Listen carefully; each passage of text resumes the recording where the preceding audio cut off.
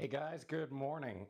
We are looking at a market that is sideways right now.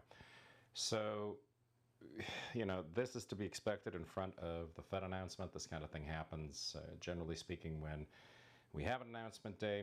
We've had a good day trading so far. FIVN, that was our XRV, that hit the target. We had let me just see here, we had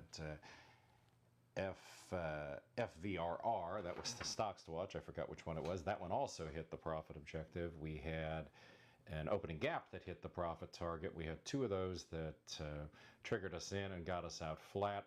And then we had three trips to a profit objective on Microsoft. So everything's been great so far. Right now, what I'm doing with the triple Qs is trading a tight range. So we've got, it's in this box, and it's been consolidating pretty much all morning. Let's take a look at the charts here, and I can show you what I'm talking about exactly. We've got a move that is channeling sideways, and as luck would have it, it's doing a pretty good job of staying between the central pivot and two standard deviations out on price. What that's telling us is we've got some opportunities for longs and shorts today, since we're in this sideways box, like I said, here in this channel that's just sort of in yesterday's closing range. And the downside is we're only talking about 40 cents of range below the pivot and about 30 cents of range above the pivot, but they have been reliable.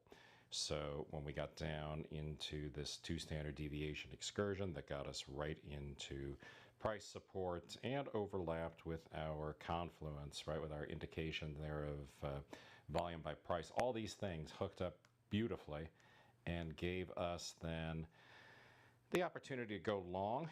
And the first go around is always the best. So that one was actually 319.44 all the way up to 320.12, got us into the earlier trading range. The rest of them have been somewhat shallower later in the session here. So we've had these little bounces back and forth between the pivot 319.81 and 320.12.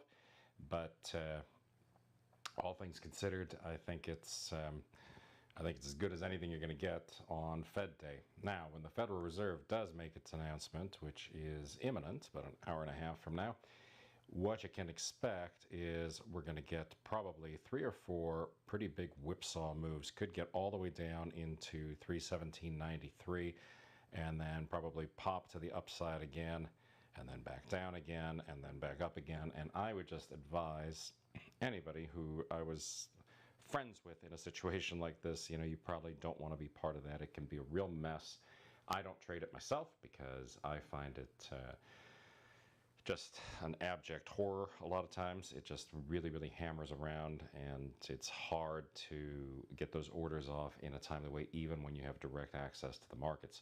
So what can happen is, you'll put your order in somewhere in one of the swings, and rather than getting filled on the way to your profit objective, you wind up getting filled when it's already headed in the other direction. So fast markets can be very difficult to trade, especially if you're not using something like Realtek, something that's got very, very precise order execution. If you're waiting on some smart route to fill you, it would be smartest if you just didn't do it at all. In the interim, keep an eye on your NASDAQ futures. Looks to me like we've got just steady trend here, sideways, right? Consolidation range is what's forming. Not really too much going on. We've got the VWAP for the session, sort of where we define value, is neutral. So we've got moves below, moves above, but the majority of the day has just been traveling back and forth through it. So neither bull nor bear is ruling the roost today. Also, you should note that we are right up against weekly resistance on our QQQs, and that on a daily chart, we're sort of backing off from recent highs and retesting the highs from early in April. So I think we've got lots and lots of opportunity here for price to come up, catch these inflection points, and then possibly we'll see a move up into this earlier inflection at 320.80, and then looks to me like the most likely thing that's going to happen is it's going to oscillate this pivot for the rest of the session.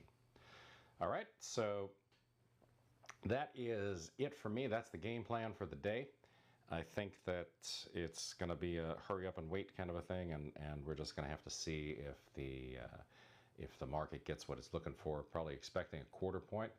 That would be in line with what everybody's looking for. If there was no rate increase at all, it would probably at first create lots of joy and then create lots of panic as people would read into that and figure out that they think that maybe the Fed is being very, very hawkish on the economy or something. But I think it's going to be a quarter point, and like I said, I think you're going to see those 1, 2, 3 swings, those big swings in the Qs. So right around 2 o'clock, I would stay clear, and then sort of later in the session, going into the final hour, once things settle back down again, you can use those swing highs and swing lows to give you a good feel for where you think things are going to inflect, and catch some of the later moves when they overlap with the volume by price data, with your anchored VWAPs, and hopefully they'll be close to some of those 2 standard deviation excursions in terms of volatility. Those are going to widen up when the Fed makes the announcement, so brace yourself. All right, that is it for today. I will see everybody in the first hour trading pit tomorrow morning. Those morning mentoring sessions, of course, are where we do the gaps and look for those statistical mean reversions. Had lots of good opportunities over the last couple of days, and I think we're going to have some more going forward. All right, you guys, have a great day.